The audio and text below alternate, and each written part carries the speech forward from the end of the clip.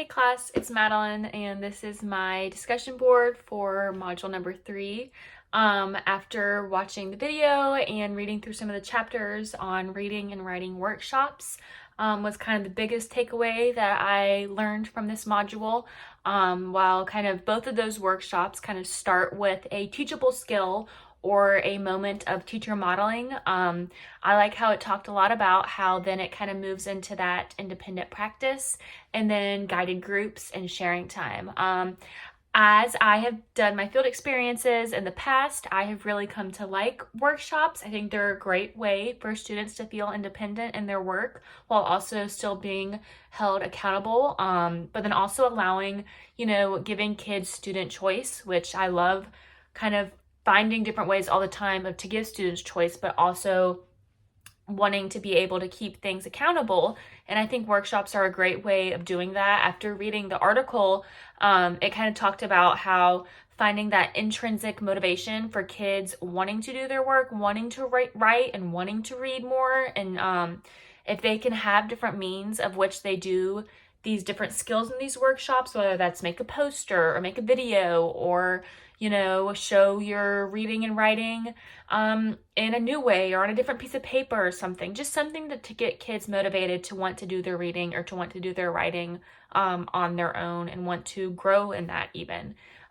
So kind of the three things that the article was talking about within a writing workshop was kind of you have that first independent writing where students work individually using kind of just the notebooks and whatever is being provided by the teacher, and it's kind of just more independent practice more. And then you kind of have this second set, which is that guided writing, which can be more small, flexible, maybe more group focused with peers and kind of maybe helping in a particular skill or need that the class is needing at that time, that the teacher can decide what she wants to work more on in her classroom. And then the last thing it talked about was kind of investigations, which I like because I haven't really talked about that in any of my education classes yet, is kind of that in-depth research side of writing and reading and kind of that author studies and connecting both reading and writing together kind of in an investigation way to kind of help kids stay engaged and do that research on their own and kind of connect those two within one reading and writing workshop.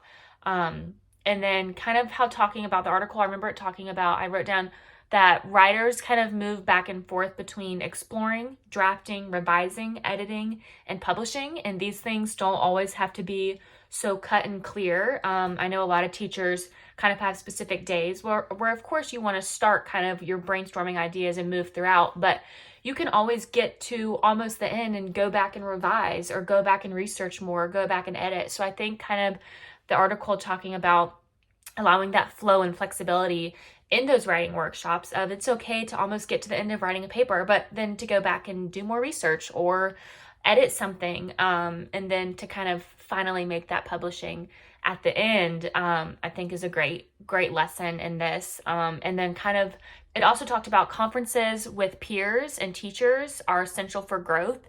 I remember all the time in in high school, elementary school even, having always a peer buddy and that peer review and just talking with your table group, talking with your community, getting other people's opinions and getting as much knowledge as you can from one another just to grow in your own writing and grow even as a reader about things that maybe you never thought of before that would be great in your paper or something to add, or learning how to handle constructive criticism is a huge thing in reading and writing.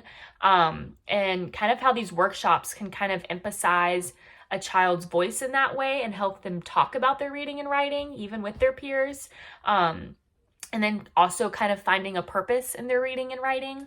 And then once again, kind of the choice thing, which I think is a huge thing in the classroom, allowing students to kind of have that choice within these workshops of how they're going to go about fine-tuning their writing and their reading, or even researching what they're going to research and picking the topics and something that they want to write about and want to read about.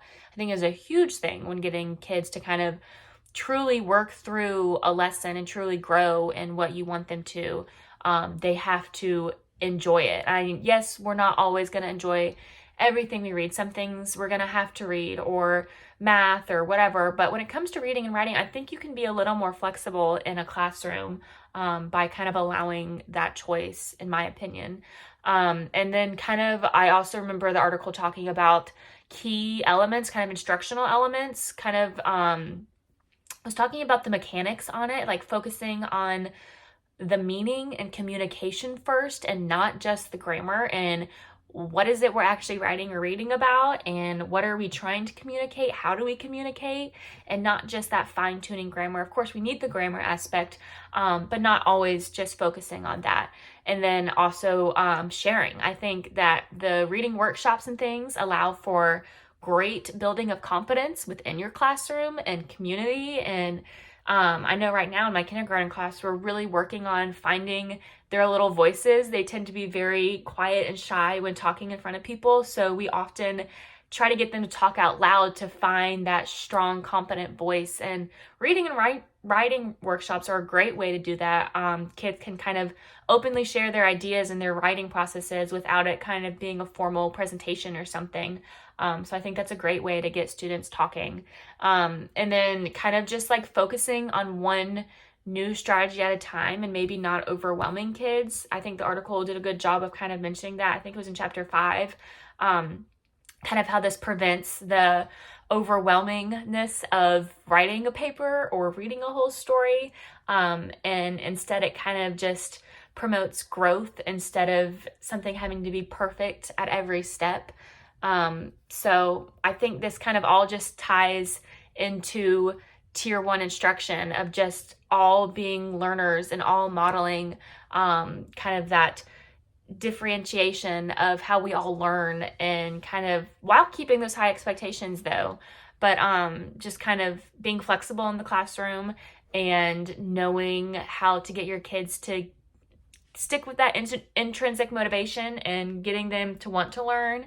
And then also kind of how these reading and writing workshops can kind of support tier 1 with like guided groups and modeling and peer feedback, and just staying flexible and staying kind of with the flexibility of your classroom and with your kids, and just kind of encouraging students to think through what they're reading, what they're writing, and that process to becoming good writers and to becoming better readers in a classroom.